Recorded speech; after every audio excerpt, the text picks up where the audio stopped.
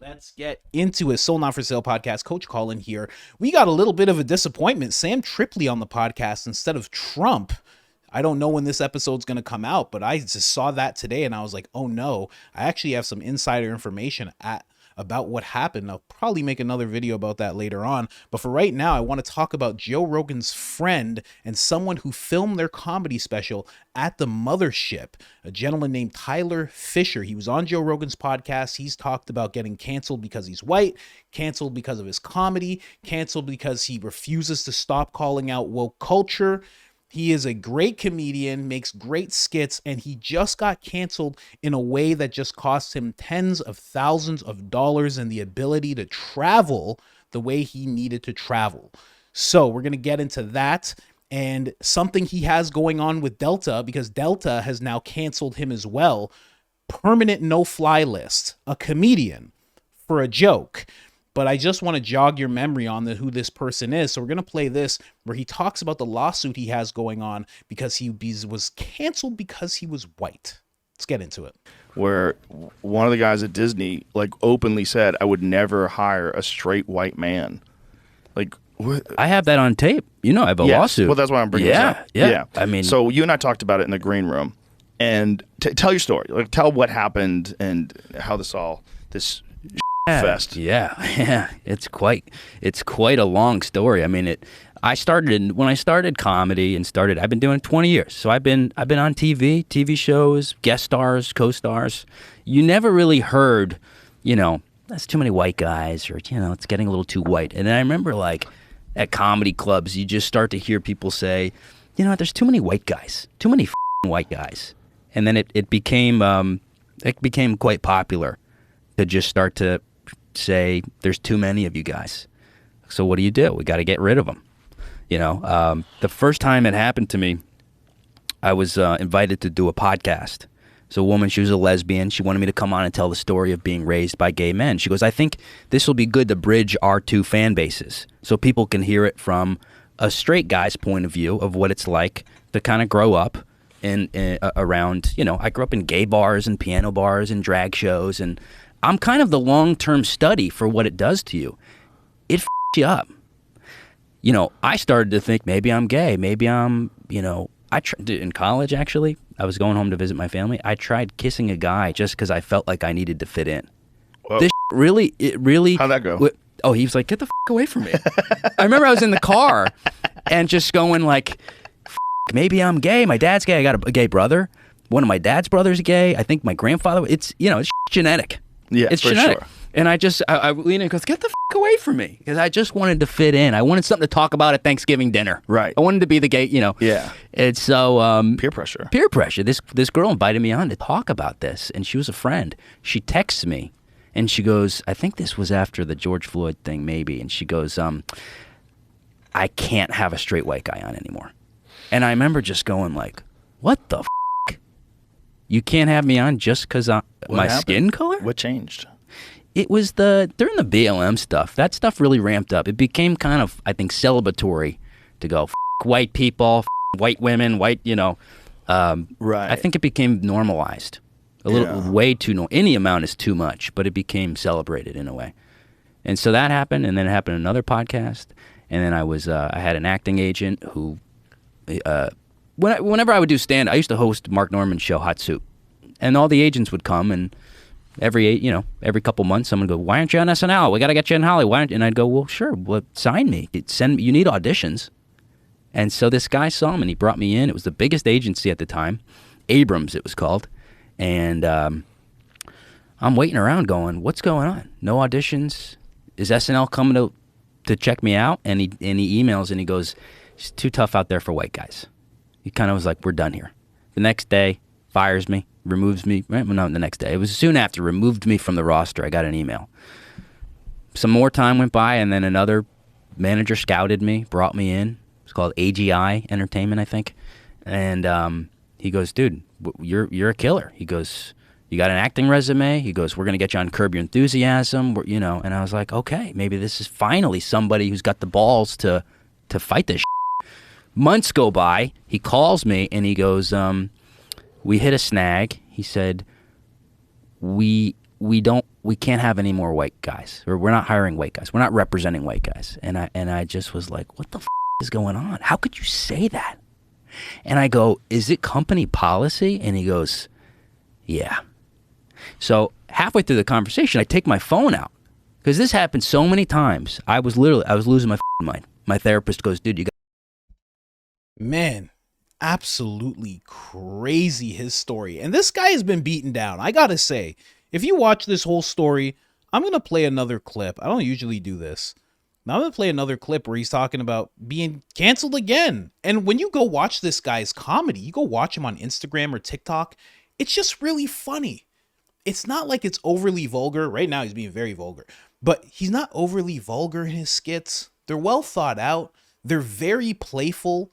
So it's just interesting that this keeps happening. Here, listen to this as well. Account back. And, it just didn't happen. That banned. So you type it in, and usually a porn site pops up. Well, that's maybe your browsing history, Well, sir. I'm talking about a friend of mine. But at least on that site, you don't have to worry about that shit. You can get wild. You could do whatever the fuck you want there. I got banned the day or week actually, I had his attorney reach out to him personally because I was banned right before he started. And I go, oh, Elon's taking over. They're going to give me my account back. And, it just didn't happen. And I was doing a RFK fundraiser. I was doing stand-up with RFK Jr. And his Elon's attorney was there. Oh, wow. And she texted him or something. It's like, oh, okay, pretty cool. We'll turn it back on. It's, so wow. It's pretty funny. We'll get it going again. So. Well, there's no way he could have known. I mean, there's so many I people on contacted there. him about a bunch of people that had gotten unfairly banned, including Megan Murphy, who got unfairly banned for saying that a man is never a woman. They banned her forever. Well, good. Without Racist. But she's a feminist. That was so crazy. She was just arguing about that trans men. Man, so this guy has to go through back channels. He has to talk to Elon's attorney directly. Same thing happened with Instagram. He actually had to find an Instagram employee who liked his comedy at a comedy show and actually talked to somebody and got his account back. Like, this keeps happening to this guy, and it's rough. And here's another very rough video that this guy's going through once again. Like, this guy cannot catch a break, and he's a great comedian. Listen to this. Just got banned from Delta Airlines for the rest of my life for a joke I put on X. Hey, Mr. Fischer, this is Jesse with Delta Airlines. I am just giving you a call regarding an incident that occurred following one of our recent flights. You have been placed on Delta's permanent no-fly list, and your upcoming travel on August 11th has been canceled. Holy shit. This is insane. I got banned from one of the biggest airlines in the world for making a joke. Nothing happened on the plane. Did I throw a shoe at somebody on the plane? Did I threaten somebody? No, nothing happened on the flight. This is it right here. I'm going to show you. That's the tweet right there. Right there. And by the way, I took the tweet down because somebody's face was in it. Flight attendant or one or two flight attendants' faces showed up in the tweet. I took it down. I've never had any issue on any airline, any plane, any airport ever. I've been flying for almost 40 years. I fly sometimes 6-7 times in a week. We're talking like 500 flights in the last year. I've spent over $10,000 on Delta flights in the last year. I'm a silver medallion member, almost a gold. I'm now not allowed on a flight. I've missed shows. I've had to cancel tour dates. Hey, what's up, Maine? Tyler Fischer here. I have some bad news, which is that my flight was canceled this morning. I've had to turn down gigs. I've lost tens of thousands of dollars in the last couple of months. I did not want to make this video. I thought I would talk to Delta. We would work this out. They will not answer my call, and they won't call me back.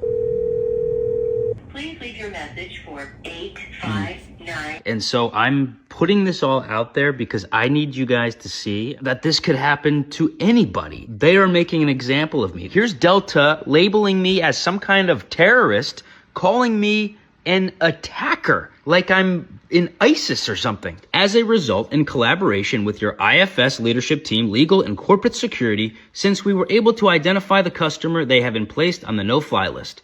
The base leadership team has been supporting our flight attendant Since we were made aware of the social media post, our support also includes aiding in securing outside counsel for the flight attendant to take action against their attacker. Delta is funding what sounds like a potential lawsuit against me, known as the attacker, for a tweet. I got the voice note, and then here is the official letter from Delta. During the flight, you took a photo of our flight attendant who was wearing a pin permitted under Delta policies. You subsequently posted the photo on X along with a vulgar and hurtful language towards our flight attendant's perceived sexual orientation.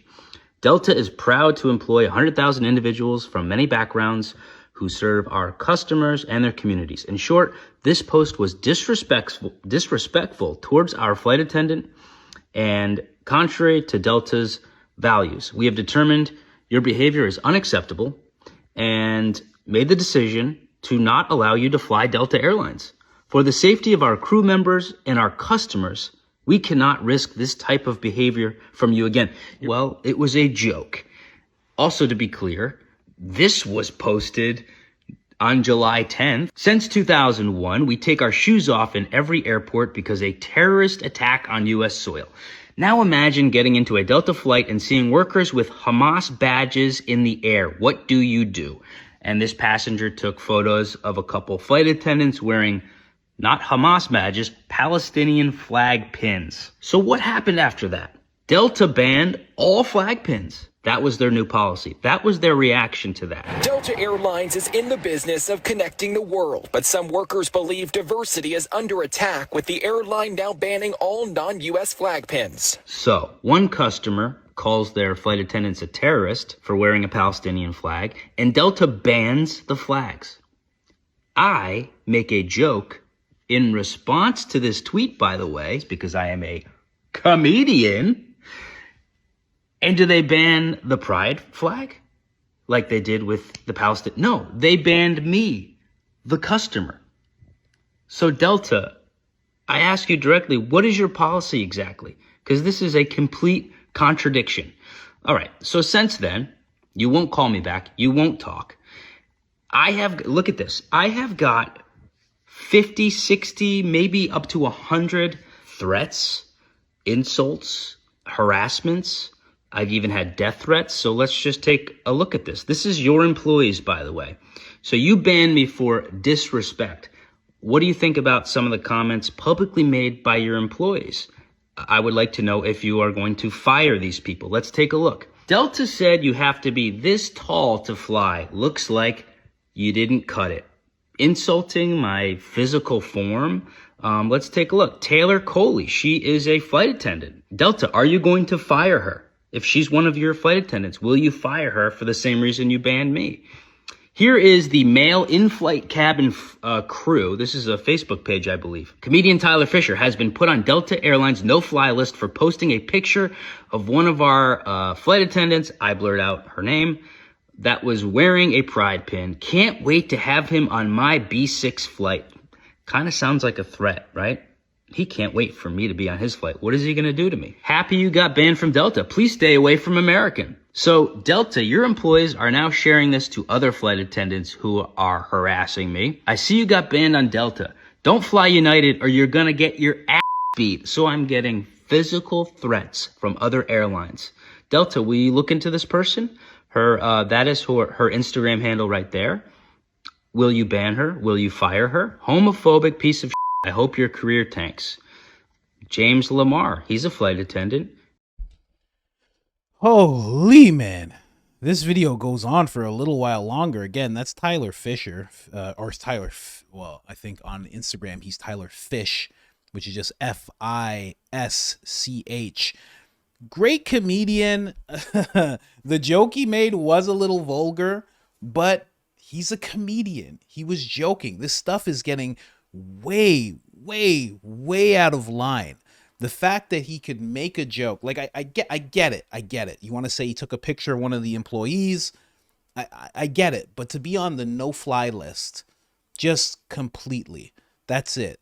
For him to have to suffer through all this, and it just keeps happening with this guy. And I'm not going to sit here and say he's asking for it.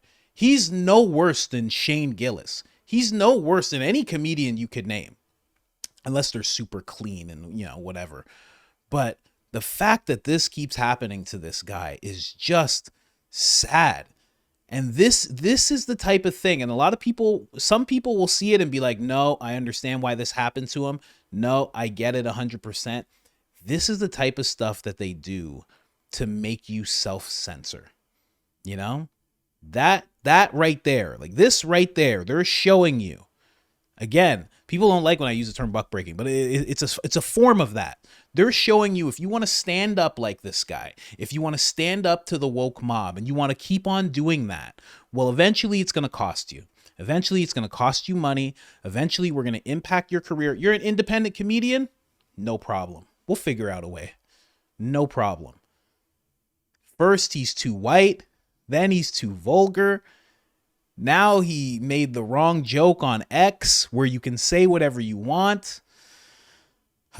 Man, it's rough. Very rough. And there isn't much that you can do for this guy other than, you know, support his stuff. You know, that's all you can really do. But I mean, his shows are getting canceled left and right. I just wanted to bring some attention to this because now he's on a no-fly list. You know, it's not the same thing. Okay, I won't say it's the same thing, but it's a lot like Tulsi Gabbard getting put on a quiet terrorist watch list. It's the same type of thing. Everybody who keeps pushing against the narrative keeps on getting their wrist slapped and their hand slapped and these little nudges to say, hey, you can be how you want, but we're just gonna make your life a little difficult. Sad to see, man. Let me know what you guys think of this whole thing in the comment section. Is he in the wrong? Is he in the wrong for what he's done? Or is this just another facet of the woke mob trying to assemble another part of a, you know, kind of woke company? I mean, I don't even think about Delta, but maybe they're becoming a little woke. Maybe this is the first step. I don't know. It's wild though. Anyways, guys, like, subscribe, turn on the notifications, helps the channel tremendously. Other than that, I'm out.